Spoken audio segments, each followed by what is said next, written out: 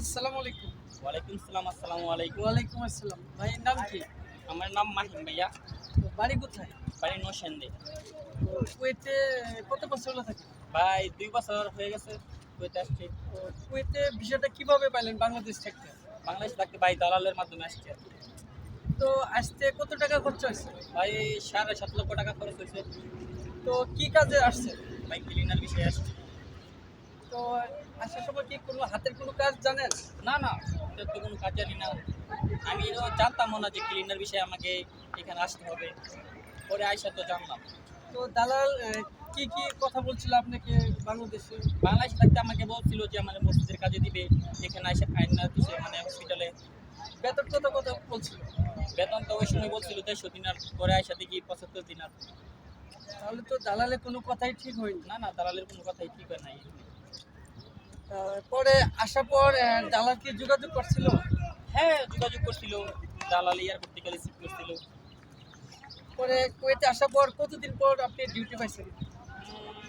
২ মাস পরে ডিউটি পাইছি। আর এই ২ মাস যে বসেছিলেন আপনি খাওয়া দাওয়া বা এই দিক কিছু অনেক সমস্যা হয়, হাতের টাকা নেই, তো এইভাবে কিভাবে চলছে? ওই সময় কোম্পানি থেকে টাকা দিচ্ছে ৩০ দিনের মতো। কোম্পানি থেকে দিচ্ছে? হ্যাঁ। তো যার মাধ্যমে আসছেন সে কিছু দেয় নাই?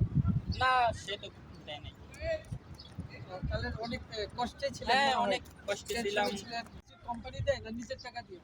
উম, এক বছরের আকামা কোম্পানি দিয়ে দেয়, পরের বছর আকামা নিজেকে লাগাইতে হয়। আরেকটা বিষয়, এক রুমে কয়জন থাকে? এক রুমে ৪ জন। তো ৪ জন কি একসাথে খাবার খান না আলাদা আলাদা? আহ, সবাই আলাদা আলাদা খাবার খায়, যার মন চাই সে মানে এক হয়ে এক খাবার খায়, আর যার মন না চাই সে আলাদা আলাদা খায়। যে যার ব্যক্তিগত ব্যাপার আর কি।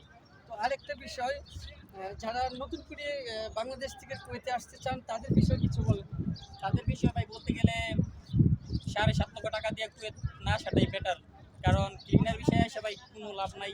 কারণ আসলে ফ্যামিলির দেনা করে দিতে হয়, এটা তো ভাই অনেক বেশি ক্ষতি হয়ে যায় না। তা আমি যেটা বুঝি যে ৭.৫ লক্ষ টাকা দিয়ে কুয়েত না আসা ১০ লক্ষ টাকা দিয়া ইটালি ঢুকো, তোমার জন্য অনেক ভালো হয়।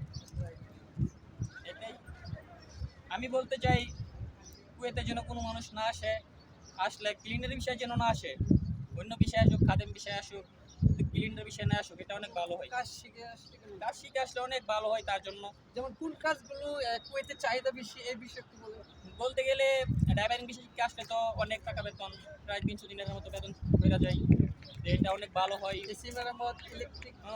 এসি, তারপরে ইলেকট্রিকের কাজ, এগুলো শিখে আসলে মানে অনেক ভালো হয়, বেতন ৩০০ ৩৫০ দিনের মতো করতে পারে, এটা তো অনেক ভালো হয়। আর বর্তমানে যে কুয়েতের ১ টাকা বাংলাদেশে ৪০০ টাকা, এটা অনেকেই জানে, এইভাবে অনেক নিউজও হয়েছে, তো এই বিষয়ে একটু বলুন। এই বিষয়ে বলতে গেলে টাকার রেট কিছুদিন অনেক বাড়তি ছিল, ৪০০ টাকা ছিল। এখন তো টাকার রেট এত বাড়তি নাই, কম আছে। এই বলতে গেলে মনে করেন যে এখন টাকার রেটটা কুয়েতে কমই। ধন্যবাদ প্রিয় দর্শক, আপনারা দেখতে পাচ্ছেন এক বাংলাদেশি এক ভাইয়ের সাথে কথা বললাম, অনেক ভালো লাগছে। আমার বাড়িও বাংলাদেশ, তো এখানে হঠাৎ করে এসে দেখা হয়েছে, তাই একটু সাক্ষাৎকার নিলাম। তো এই চ্যানেলটা বা এই ভিডিওটা যে যেখান থেকে দেখছেন, যারা ইউটিউব থেকে দেখছেন, অবশ্যই চ্যানেলটিকে সাবস্ক্রাইব করে লাইক কমেন্ট শেয়ার করবেন, এবং যারা ফেসবুক পেজ থেকে দেখবেন অবশ্যই পেজটাকে ফলো করবেন এবং বন্ধুদের মাধ্যমে শেয়ার করে দেবেন। তো আজ এই পর্যন্তই, সবাই ভালো থাকবেন, সুস্থ থাকবেন, আল্লাহ হাফিজ। আচ্ছা, এমন একটা বিষয় হলো কি আপনার আপনাদের বলছিলাম এইভাবে দাঁড়াইতে না, দোনোজন দেখি বলে এরকম হয়ে যাবে, কারণ কি আর আপনার বেশি সমস্যা, হ্যাঁ সমস্যাটা না, আপনার হলো রিপোর্টার, আপনার হলো এই বেজে থাকে এই যে আমি তো বলতেছি আপনার হলো এইভাবে দাঁড়াবেন, সবসময় বলবেন নেবে, সে আপনাকে এদিকে মুভ করবে, আপনি তাকে দেখে মুভ করেন কেন, এগুলো আপনার কিছুটা ভুল থাকে, এগুলো আসলে একটু সমস্যা। কথা ঠিক আছে, কিন্তু স্টপ করছেন তো? না, স্টপ করি না।